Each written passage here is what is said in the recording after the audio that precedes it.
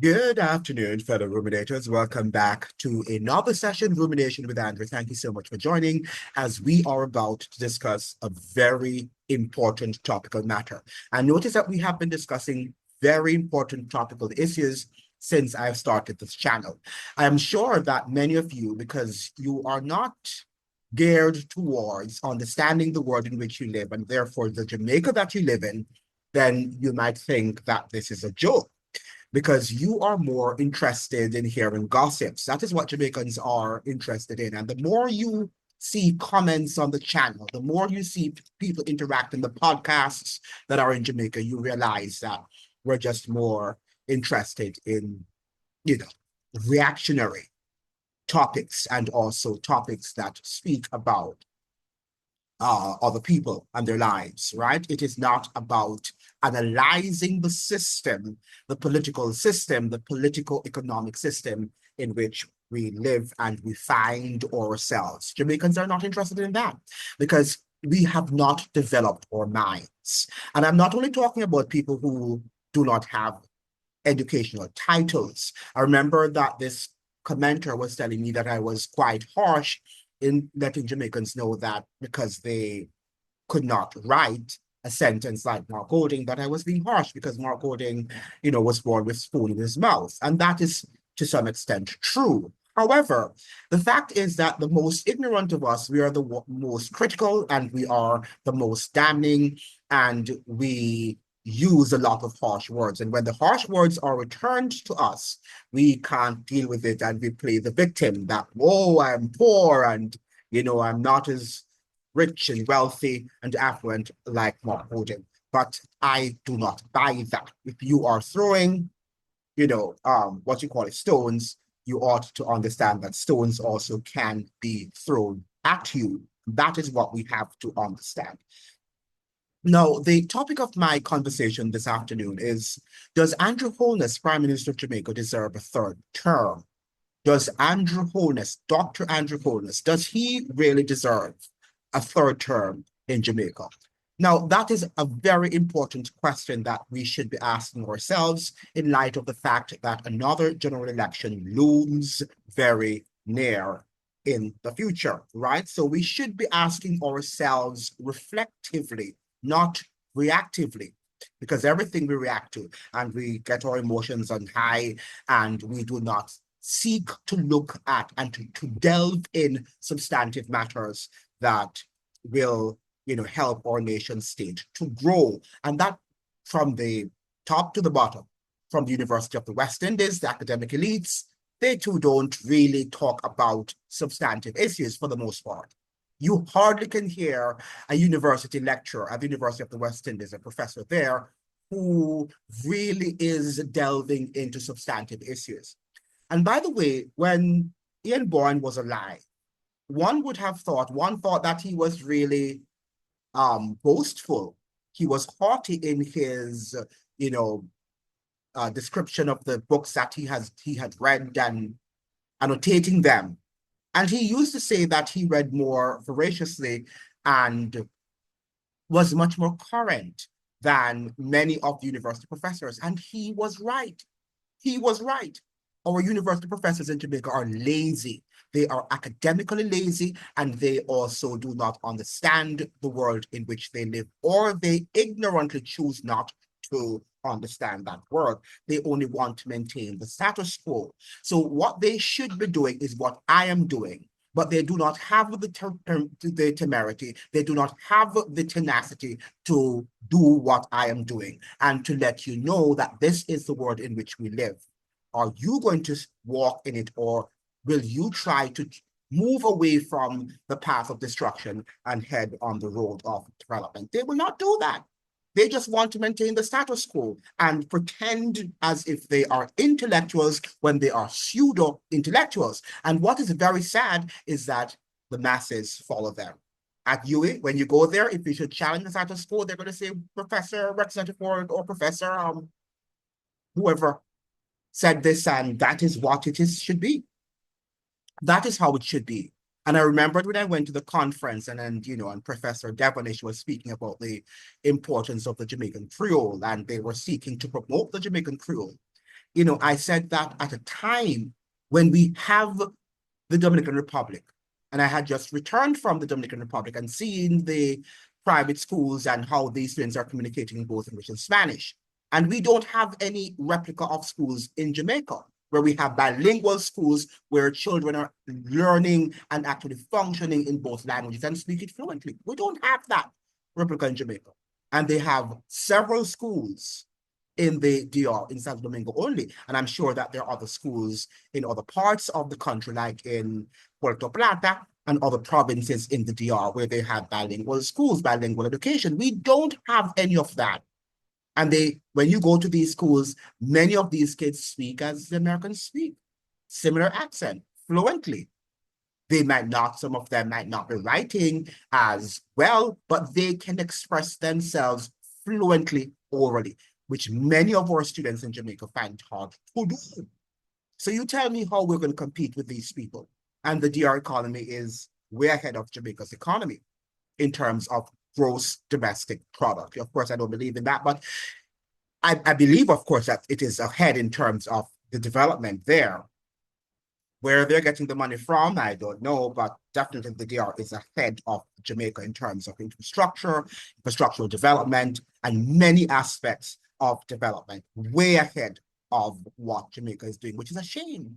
Which is a shame. We should be ashamed of ourselves, because once we were way ahead of DR, and DR had a dictator, even though many people, that's a very controversial topic, because many people suggest that Trujillo, who was the dictator, actually built up Dominican infrastructure. Maybe we needed a dictator in Jamaica to build up our infrastructure and to lay that groundwork, because what we have in Jamaica right now is a failed state that is actually moving rapidly to the likes of what we see in Haiti, in Haiti, as it is normally called, in Saint-Domingue.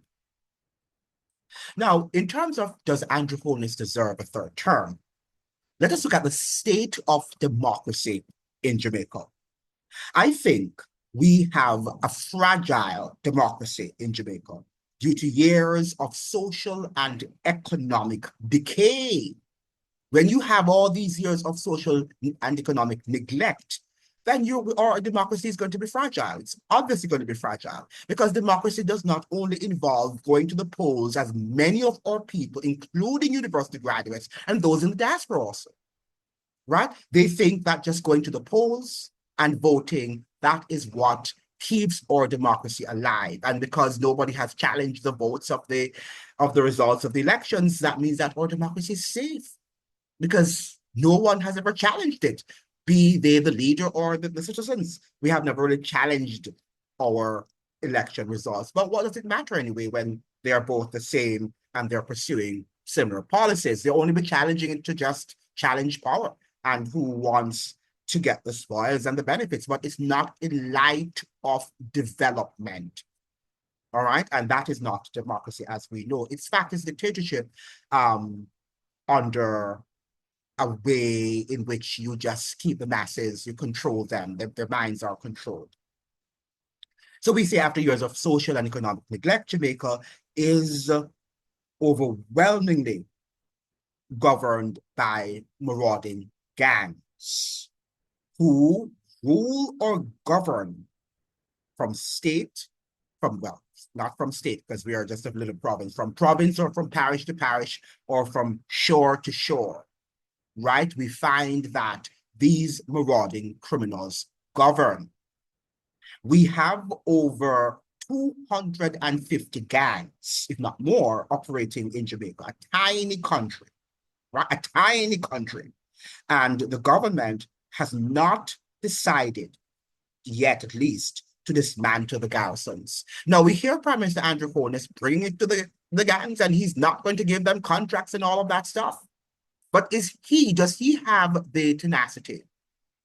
All right. Does he have that sort of courage, that moral courage to dismantle all the garrison constituencies in Jamaica, whether they be found in Kingston or in rural Jamaica? Does he really have that tenacity.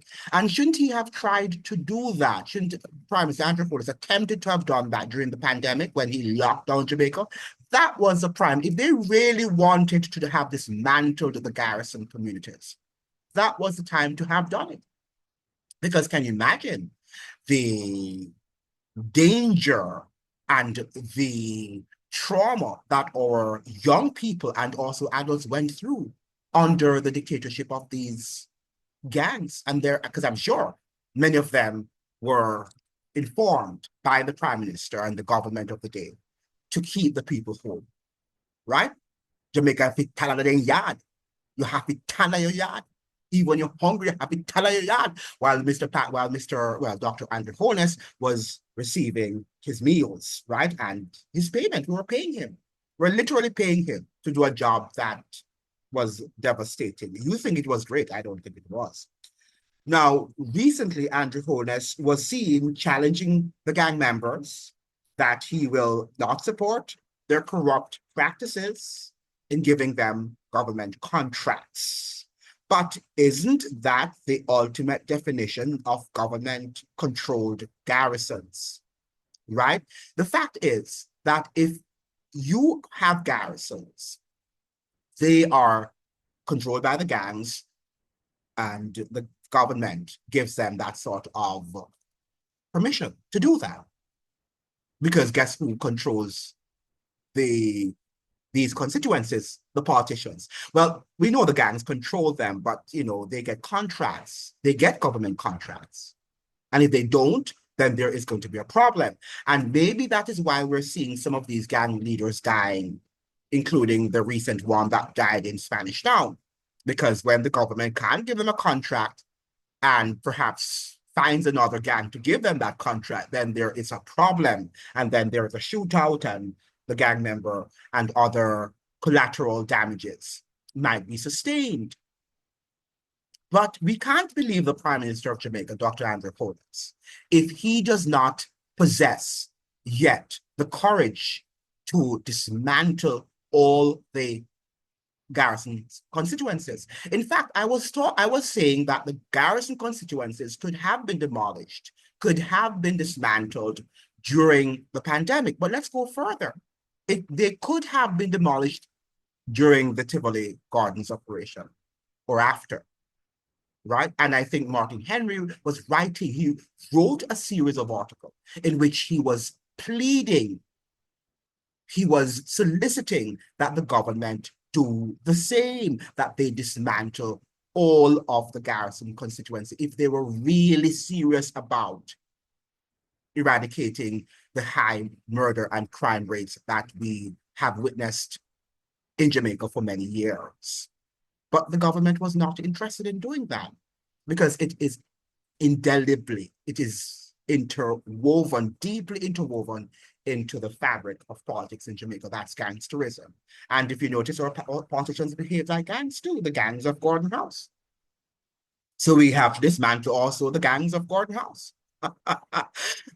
So it's a lot of work on our hands. And the Prime Minister and the government officials are not going to do it because economically it is prosperous for them. You've got to understand that. Gangsterism and crime and violence is profitable. And that is why you hear in the United States also about gun laws and controlling the guns. You think they're going to control the guns on the Democratic end or the Republican end? They're not going to do that because they make millions of dollars from guns and arms trafficking. We have to understand that, but I don't think our citizens are ready to understand these very important matters that I am highlighting in my videos. They can't grasp, they can't wrap their minds around these things because they think that these guys are clean and worthy to be praised.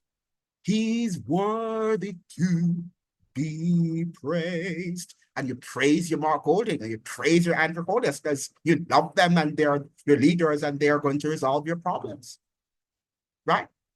That is the deification of your political leaders. You love it, and that is why you suffer. If Prime Minister Andrew Holness deserves a third term, he needs to dismantle all, not some, all garrison constituencies if he desires the people to confide in him that he's bringing badness to the gangsters. He's bringing badness. And notice when Prime Minister Andrew Holness speaks about bringing his, this sort of stately power to the gangs, that you see an uptick in crime and violence, because recently shortly after he made those pronouncements about, not giving the gangs any government contracts, we saw some killings going on in Jamaica. I'm not saying that they're directly connected, but every time he does it, I must say, since I've been following his politics, Andrew Holness's politics, I notice that every time he speaks, with this sort of badmanism to the gang members, crime and violence go up. Shut up your mouth, Prime Minister, and do what you have to do. Implement policies, including the dismantling of the garrisons, and then the people will believe what you're saying. Stop the talking. We want to see more of the walk and not so much of the talk. The rhetoric, the verbiage is not helping Jamaica in any way. We want to see the fruits of your labor. So work silently, and Jamaicans will see if, in fact, your policies are effective or ineffective. Very important, Mr. Minister, Mr. Prime Minister, that you understand that. I'm challenging you today. Now, education, let us look at the state of education. And this morning I woke up and I saw where they're going to be using AI for, in education. And they're training the teachers who are there to use AI. We don't need that AI now. We need more human contact. In Jamaica, we need to go back to the traditional approach to education. We lost our way. And I was at Michael Teachers College, in the decade of the 1990s. I challenged my teachers, my lecturers there, that all of this nonsense about this learning and everything we copy from the States about how we should teach and all these discoveries and these methodologies, and we should move away from the language approach and the grammar approach and all of that nonsense that we did. And teaching practice at Michael and all of these teachers' colleges was just a show. It was just a show. You just go there and you dance and you sing with your students and you try to attract their attention. But how much did they learn? It was just about entertainment, because that is what education is all about. And education is not entertainment. And I'm not suggesting here that creative methods can't be used where they are necessary. But I think it was this oversimplification, this glorification of entertainment in our schools that I could not stoop myself into doing. Even when I was at Teachers College, I just didn't do it. I couldn't do it. I remember that I don't think I gave up my A for that when I did my Spanish teaching at teaching practice at Kingston College. But after the examiner came, and she observed my class, I didn't know she, one of the things is that when you're in third year, you don't know when they're coming. That is the whole thing. They should surprise me, which was ridiculous. When you think about it, it's ridiculous because everything is performative. So you always have to perform. And I'm not good at performing. I have to be who I am, right? And so she came. They normally come the external assessor with the internal observer. I can't remember, who the observer was. But I remember Miss Palmer, and Miss Palmer, wherever you are, shout out to you, at Michael Teachers College. Very wonderful lady. She was. And so they came, and after the lesson was finished, she came to me and I asked, when she said to me, Mr. Tucker, you are such a wonderful chalkboard teacher, clear. Everything is crystal clear what you say, what came out of your mouth. But we needed more of the performance, and you need to, she didn't use the word entertainment, she wouldn't do that, but you needed to have been more performative. Didn't say that, but that's my word I was using. That's what she wanted me to do. Right? And there are people who did it and they got their A's, and that's more power to them. Right? I can't do it because I understand that that was not education. It was performance-based education. And so much we have been doing that to the detriment. I remember the Rose program in Jamaica. That was not It was a disaster. They had to give up on that program. It was a disaster. You must have the same topic in all of the subjects area that you do. So if you're teaching about roles, that's your thematic thing. You have to talk about roles in science. You have to talk about roles in religion. You have in religious studies. You have to talk about roles in mathematics. I mean, it was so boring. In literature, it was a boring sort of. And I said, this is not going to work. This is not going to capture the imagination of our children. And our educational system and our teaching methodology is not working. First of all, we have to build more schools. When was the last time we built some, let us say, 10, 20 schools in 5 years? I remember when President Danilo in the DR, right? When he became Presidente de la República Dominicana, when he became the president of the Dominican Republic in around, I think it was 2013, if I'm not lying, or 12. It was 2012 when El Presidente, when the president, he's no longer the president, but he became president of the DR in 2000, Danilo Medina, in 2012. And the guy was building how many schools per year? I think over 20 schools per year he was building all across the nation, right? And we will take 5 years to build 5 schools. That is the Jamaica in which we live. We will take 5 years to build 5 schools. That is the Jamaica in which we live. We're lazy, we don't have the vision, and we are so behind many of these countries that you just can't imagine. And many Jamaicans have in their little imagination that, Jamaica, United States, Canada, wherever you live, and that is the world. You don't understand other perspectives, right? You don't understand. You lack the knowledge of other perspectives.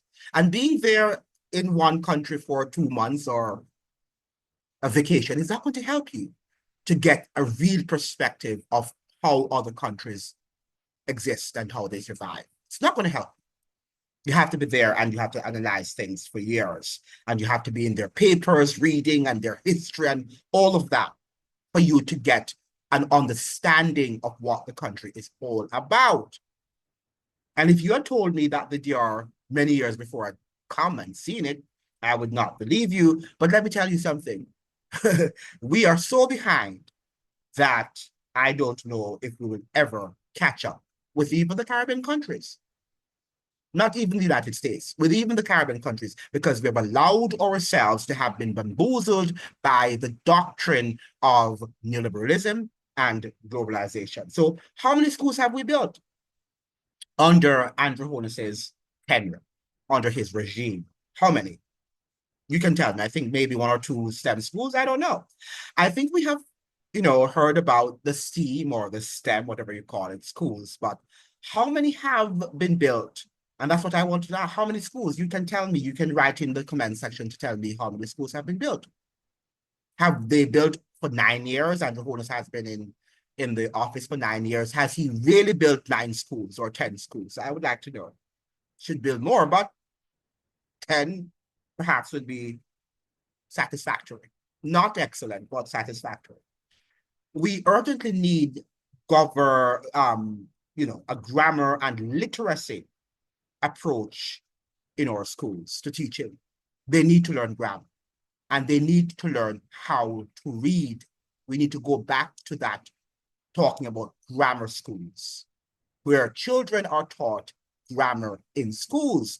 We know that, as Professor Karen Cooper and the Devon Chief like to say, that we're not native speakers of English for the most part. So we have to learn grammar. We have to go through the grammar approach. Yes, we have to do it. And if it's boring, we have to do it. We have to do it. Because when you're learning science, you're not talking about when you're learning about the Petri dish and these chemicals. It's not about entertainment. You have to learn it or you don't learn it. It's not about entertainment. You're learning about the human body parts and the functions of the different organs and the tissues of your bodies. It's not about entertainment. You have to sit there and study it. Whether it's boring or not, you have to study it. You have to study. So the same thing about the grammar, right? We want to make English and the study of languages entertaining. And the study of languages can't be entertaining because it's a whole package. right? It's a whole package that you have to learn. But we go to school learning the buenos dias and the little foolishness and say that, okay, we're teaching Spanish or we're teaching French. Bonjour, ça va?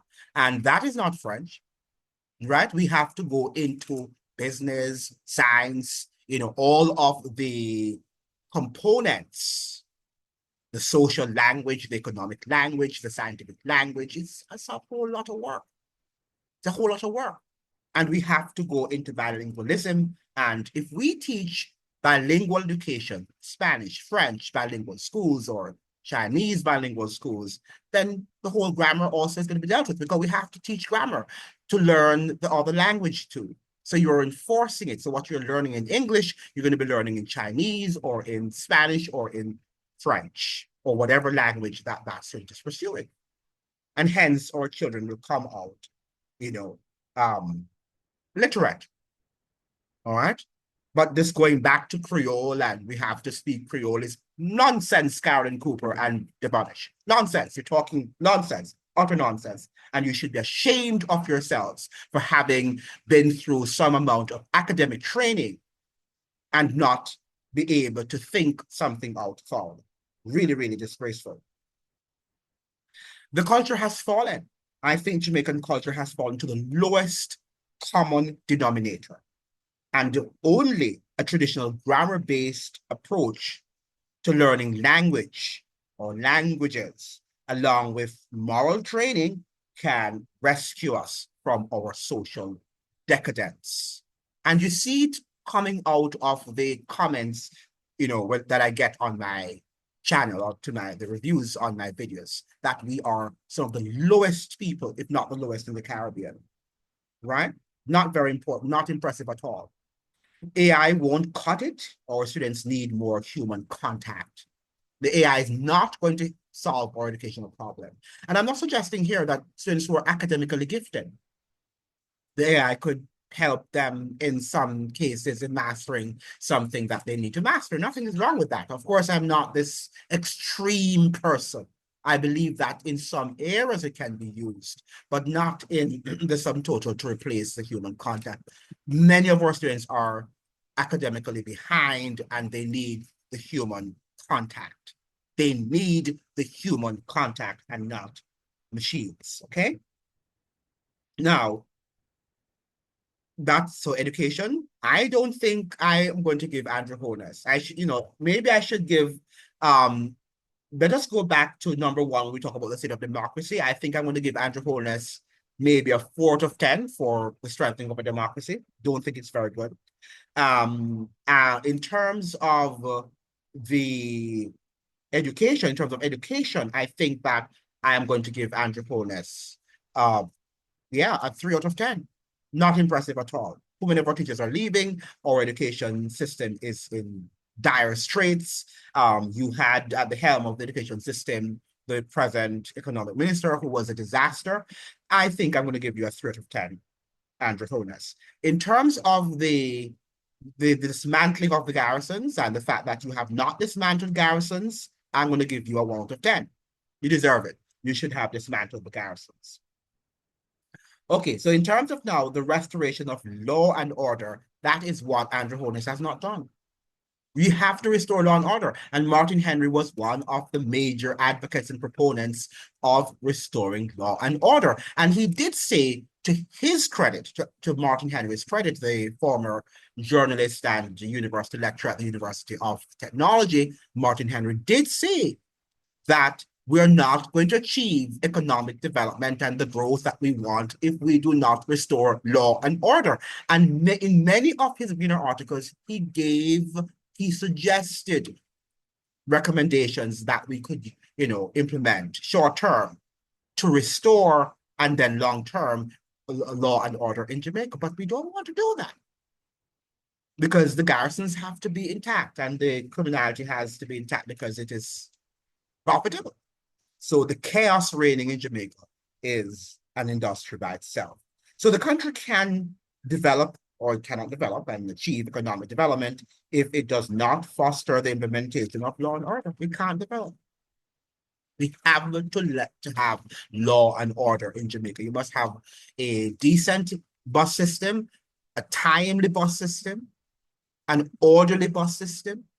When you see people on the streets in Jamaica, when they're in lines, are they in proper lines, in proper queues, or do you have social mayhem? When you go to places at the post office and people are standing in lines, do you have a straight line? We have to restore law and order in Jamaica, right? And much when you are on the streets in Jamaica, it's like you're in, I don't know, a backward society. When you see whether it's in Constant Spring or you're in Halfway Tree, backward society. We have to restore law and order in Jamaica. We are not a modern day country. We look like we are in the, I don't know, in the mid 20th century, right? That's, I think that we're still in the mid 20th century. So Jamaica is a lawless society, right? Social disorder, economic disorder breeds crime, which will ultimately lead to the collapse of a nation. And Haiti should be our constant example, right? That we're heading in that direction. And not very by many years. I think that maybe we're just now, what, 9 years, 8 years away from being like Haiti. It's that close, ladies and gentlemen. It is that close, right? Because we have not been vigilant. And we think that we're beyond being like Haiti, like there's something special about us. If there is nothing special about the Americans, they can see now that their government is not doing things in their best interest. And who do you think you are? The richest country in the world, the most powerful country in the world, so-called. The government has neglected the majority of its people. Do you think that they are going to be nice to you? I don't think so. Now, in terms of law and order, 2 out of 10. I would give Andrew Holness a 2 out of 10. So you can decipher if he deserves a third term. Now, what is the position, Mr. Holness, Dr. Andrew Holness, with the IMF, with the International Monetary Fund? Jamaicans would like to know. Are we still with the International Monetary Fund? And if we are still with the International Monetary Fund, what is the Memorandum of Understanding? Has that been published? Is it in the Gleaner? Has it been published in the Observer? Do people have access to that Memorandum of Understanding? Because we're just hearing about you have to go down the debt has to go down to 60% of GDP. And we are at 68 and all of this nice sounding words. But people are not talking about the impact of the negative impacts, the negative social and economic impacts of the International Monetary Fund's policies on the island of Jamaica. We're not talking about that, right? Many Western economic pundits, however, have affirmed that globalization and neoliberalism have died. Not only have these economic models died, but that they were not effective. They created much more poverty and much more social and economic inequity in the countries that practice them and use them, which is fundamentally all Western countries, including the United States. And that is why they booted the Democrats out of office. And now we're hearing people, oh, I told you Trump was going to do that. And, if you had elected Kamala, if you had elected her, we wouldn't have the social chaos. But you love slavery in some amount of what you think is order. You love orderly slavery. And slavery was in some stage orderly too. You love to be whipped, right? And you'd have been whipped by Kamala the same way because you love slavery, right? You don't want anything that challenges the status quo. And not that Trump is challenging it to the right degree and challenging it to change the system for the masses, but at least he's talking a talk that we need to talk. And then we are the ones who should say, are you implementing what we asked you to do and keeping his feet to the fire? We should also be keeping our politicians and to challenge them to have very important discussions as the one that I'm having with you on this platform. But you don't want these discussions because all you want to hear are things that are not intellectual. Okay, you want to hear gossips, right? That is what you are about. Now, why aren't we having these discussions in Jamaica? Discussions of the role of the IMF in the 21st century. Why aren't we discussing the role of the IMF and the World Bank in assisting in the economic destruction of our country, of our economy? And the people like the Bruce Goldings are not having it because he believes that the IMF is going to lead us into the land of greener pastures, having lowered our debt. Bruce Golding believes that having lowered our debt to 60% of GDP, or who knows, maybe to 0% of GDP, because remember what during the pandemic they were going to rid us of the pandemic, of the virus. We're going to have everything is ridding us of everything. Carbon dioxide has to go.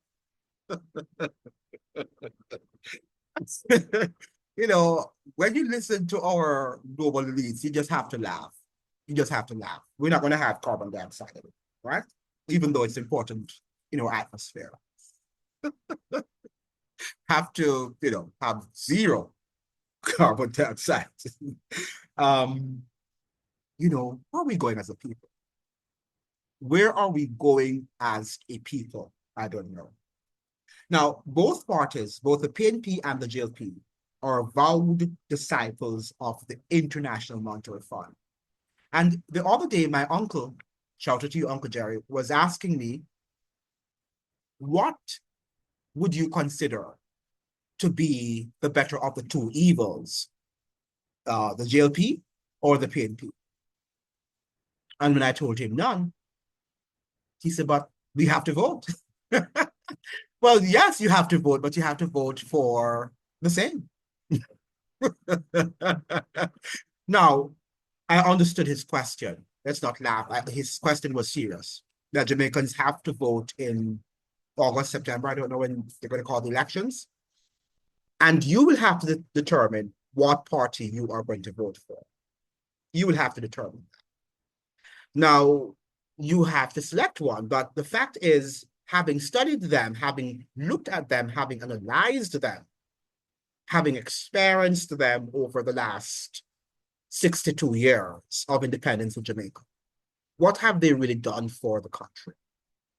Many of you are very biased and subjective, so you're going to say the PNP did better or the JLP did better. I don't think either of them did better. I think that mainly they are a bipartisan effort. They have worked together to, I don't think that intentionally they wanted to destroy the country, but money is something that controls. It is the love of money, I should say, not money, but the love of money is the root of all evils. And our politicians love money, if the truth be told. And because of that, the love of money has generated and has caused the social and economic decay that we see in Jamaica. Huh? So neither of them is going to bring us any economic and social development, not at this juncture of the history of the world. First, in the first place, we are not even acknowledging where we are as a people. We have not begun to even acknowledge. And if you can't acknowledge where you are, then how can you improve? Right? How can you improve? But we don't want to acknowledge it, including the Goldings and these elderly statesmen, the PJ Pattersons and all these people. They will not tell you a true or give you a true understanding, a true report card of what Jamaica really is. They won't. Give Michael Manley his credit. He might have betrayed the interest of the working class in his second term, when he came back to office in 1989. But, when he had the documentary Life and Death, he did reflect and he said what he had to say. He said it is disastrous. It's disastrous what they want to do. They're wrecking our economy with their neoliberal and these, policies of mobilization, which have not worked. Mr. Patterson, Mr. Golding, these policies have not worked for Jamaica. And the Goldings and the, what's her name? Portisons and Millers. These policies of the IMF and the World Bank have destroyed the island of Jamaica. And for that reason, I have to give Andrew Holness a 4 out of 10. And I'm giving him a 4 out of 10 because I know that he doesn't control a lot of what is happening in the world, right? But also, I hold him accountable because he has to also bring the island to having discussions about these topics, which he has not led out in that effort. Now, I enter the discussion here this afternoon by talking about the future of Chinese investment in Jamaica, in modern Jamaica. And now, what's the future of Chinese investment in Jamaica? The Chinese seem to be taking over every nook and cranny of the Jamaican economy. let's talk about the recent opening of a Chinese mechanic shop. And Jamaicans, you have to learn to reason. We're not suggesting here that the Chinese don't have the right to open up a shop because Jamaicans are not giving proper service and all of the things that you're going to talk about. But let us look at why the Jamaicans were not giving proper service in Jamaica.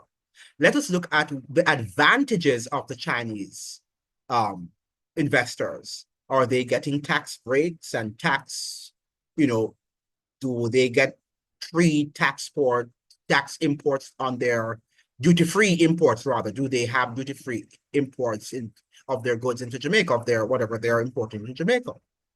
We have to look at these things, and the state is not transparent with what is happening with the Chinese. We don't know. And I think some of what Marco Rubio said about the Chinese are true. He's not totally true, but sometimes in their lies, they also have some element of truth in terms of the fact that they do get a lot of tax breaks and,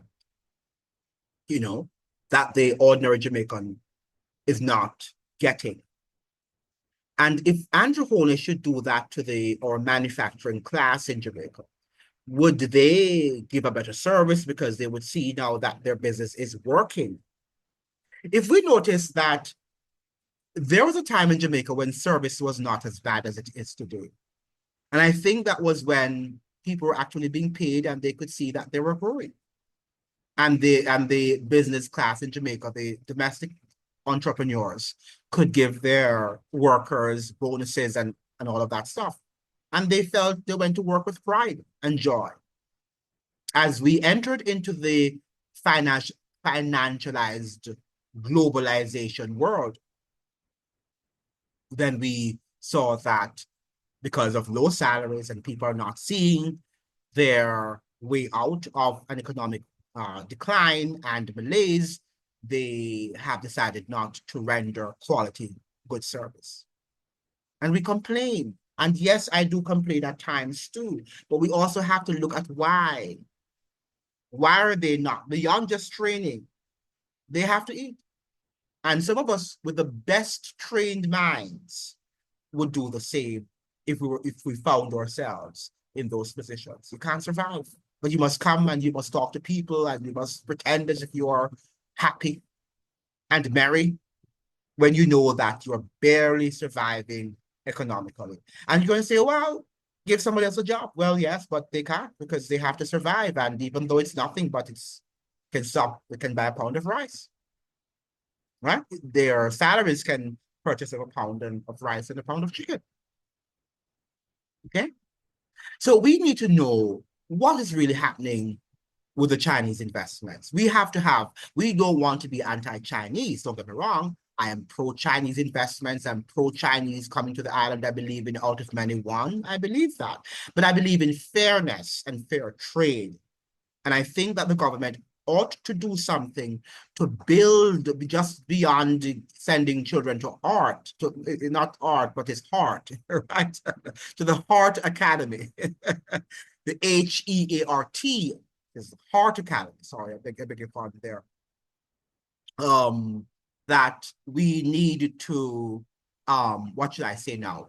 We need to, beyond just sending them to Heart, to be trained as mechanics and whatever they're trained there to do, that we need to also offer monies to Jamaicans and economic incentives to Jamaican entrepreneurial class, which we have not been doing since the 1990s, as some of the victims of FinSAC told you that they were willing to pay more on the debt than the person to whom Dr. Omar Davis sold the debt to, a foreign person, an American that he sold the debt to, and Jamaicans could have bought the debt and could have developed and expanded on by now a domestic entrepreneurial class in Jamaica, which would have employed our people and would have cemented and would have developed a better economic infrastructure for Jamaica.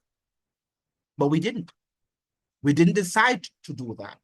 And we still continue to offer economic incentives to foreigners than to our own economic entrepreneurial class, to our own detriment. So what we are doing now, we are creating a hostile society in which very soon, if we're not careful, there is going to be another race riot between Jamaicans and Chinese, particularly the recently arrived Chinese immigrants to Jamaica. Yes, because if this continues where we're seeing that they're taking over all of the major businesses, mechanics, the stores, grocery stores, maybe laundromats, I don't know what they are controlling down there. But there is going to be social animus. There is going to be some amount of hostility, right, between Jamaicans and Chinese immigrants. We have to understand that these things are inevitable if we don't deal with the root causes of the problem. But we can't just think that Jamaicans are the only ones who are at fault here. Yes, their service is bad, it's poor, and they, whatever, the thief and all of the things that you say about the, or said about the mechanics. But are we really doing what we can do to correct the problems that we're seeing in Jamaica? Because there is a problem, there is a reason for which they're behaving in the way they do. We tend to be hypocritical in Jamaica, and I always suggest that a teacher, a student comes to school and, dresses well, normally as another regular student, but is not willing to learn, and it has his or her head on the desk throughout the lesson. Should the teacher just leave the child up and say, well, that child is not interested in education? Let him stay there and learn?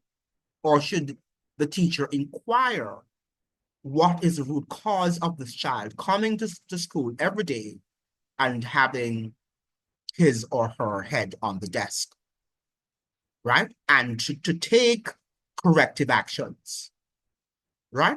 And you blame the teacher if the teacher doesn't take corrective actions. The teacher is ineffective. Why don't we blame our politicians for ineffective policies, for ineffective leadership, and not for tackling the root causes of Jamaican problems? Why don't we? Instead, we pay them hefty sums and we worship them. And we think that they're more qualified than the teachers and they're more important than the teachers when they're not. They're not more qualified than Jamaican teachers. They're not more educated than Jamaican teachers. In fact, a lot of Jamaican teachers speak and would behave better than them in government. Right? So why are we behaving that? Because our society has crowned them and we too want to crown them and to, offer and pay homage to them? It's time for us to grow up as a society. It's time for Jamaicans to grow up as a society and not to look at a personality. When I talk about Mark Golding, lad, him love Mark Golding, or go boy, go, and the ghetto words that you use, and the low-class behavior that is most disgusting coming out of society, in which people like the Marcus Garveys were born. Disgusting set of people. Disgusting, repulsive, repugnant, the behavior that is coming out of Jamaica. And we have to lay it to some degree at the feet, yes, of the home environments, but of the politicians who have crafted policies that have impoverished our homes, right? And now we just have the barrel children. Parents are selling out their, pimping out their children to, predators, sexual predators and other forms of predators, right? And we have now a society that is literally collapsing, right? But we just like to look at the superficial. Oh, you might drive a nice car and look at it, look at my house, look at my house. And we don't know how he built his house. If it's through criminal proceeds or sexual immorality, right? We don't know. We just like to laud economic superficial, what we see, what we deem to be economic success, not understanding, not willing to delve into how that person might have achieved what we deem to be that economic success.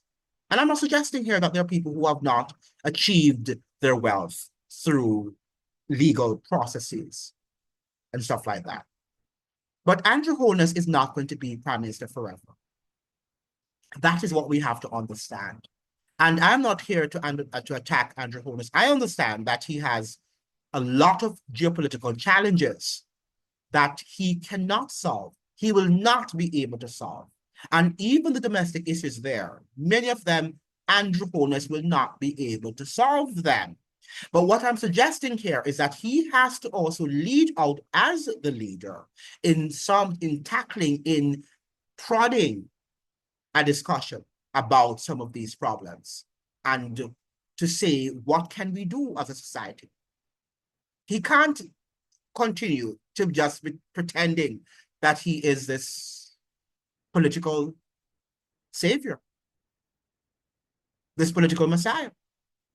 And that is what they're doing. Both Andrew Holness and Mark Golding are doing when they know of the truth that Jamaica is collapsing and that the geopolitical challenges that Jamaica has to face, because Jamaica is not in control of anything, that they don't even listen to us anymore. Jamaica doesn't even have a presence on the international stage anymore. We don't. This is not the Cold War in the 1970s when the US and the Soviet Union were vying for the primacy for the dominion of the world. We're living in a world now that is controlled by one superpower, the United States of America. And people are telling me about, yes, we're living in a multipolar world and Russia and all that stuff. Notice that when Russia was in Jamaica recently, under the Biden administration, when the war in Ukraine started, that all of the Russian investments in Jamaica and other parts, by extension, the Caribbean and Latin America, had to go. But in Jamaica, they had to go because the United States said so. They had to go, right? If Russia was this great power as you think it is, they would stay there and fight, wouldn't they have? But they're not going to fight with the United States for. Yes, they're fighting in the Ukraine because the United States is right at their border, so they have to defend their territory, right? But they're not going to fight with the United States because the United States tells them, now you tell me which country Russia is going to go to and see them having American investment and tell them that, look here, get all the American investments out of here, or there's going to be war. Russia is not going to do that. Russia dares not do that. China is not doing that, and China dares not do that too. Which is the only country in the world is going around, whether it's west, east, north, they're going around every nook and cranny of the world, telling people what they can do and what they can't do. You know, yesterday, Trump, I was watching a clip from, I think was it Fox News, on which Trump was speaking, and he said, these were his words, that the United States is the most powerful country, has some of the most powerful weapons that the world can ever imagine, many of which he says people are not aware of. And I did say that to one of my viewers on this channel when he was saying Russia has great, powerful equipment. And, you know, I told him that the United States invests more in its military than all of the developed nations in the world combined, and that you have the transparent budget. We hear it's $1 trillion every year of military expenditure, but we don't know about the black budget. Could be $1 trillion, could be $2 trillion. Can you imagine if the United States in total invests $2 trillion? I'm not saying that it does in its military, because we are not aware, we don't have access, and Congress doesn't also have access to the black budget. Congress doesn't have access to it. So if you think you know, if I think I know everything the United States does and all the powerful weapons that it has in its shores, you've got to rethink your position. You don't know. And that's the whole thing. And that is a whole matter of blowback, of which people like the Chalmers Johnson speak, that eventually things are going to happen. Americans are going to be surprised because they don't have a clue of what is happening in Jamaica. So yes, we're living in that society, in this world in which this superpower, this indispensable nation, as the Madeline people, that was the Secretary of State, what's her name again? Madeline, is it Madeline Wright or whatever Madeline her name was, right? In which these people suggested that the United States is the indispensable nation. The world cannot do without the United States. And she's spreading her wings around the world, including in Jamaica. And she dictates how these nations should be governed and run. So Andrew Holness is not going to be able to govern the ship of Jamaica. We have to become aware of these things. We have to inform ourselves about what is happening on the international stage, on the world scene, on the global platform. But we have decided that we don't want to be educated. We want to still think that Andrew Holness and Marky G, if Marky G should win the election, are competent at steering the ship, right? And they will lead us into the land of milk and honey. It's not going to happen. It's not going to happen, because it's only as we identify the challenges and ask God for wisdom and understanding, steering or navigating the shores, the seas, the high seas, right? That perhaps we can find a way to govern that will yield us some good fruits, some good returns. Thank you so much for joining. I hope that you'd like, share, and subscribe. And you like the videos, so the videos can be shared with as many people on the platform. Thank you very much. I'll see you in another video.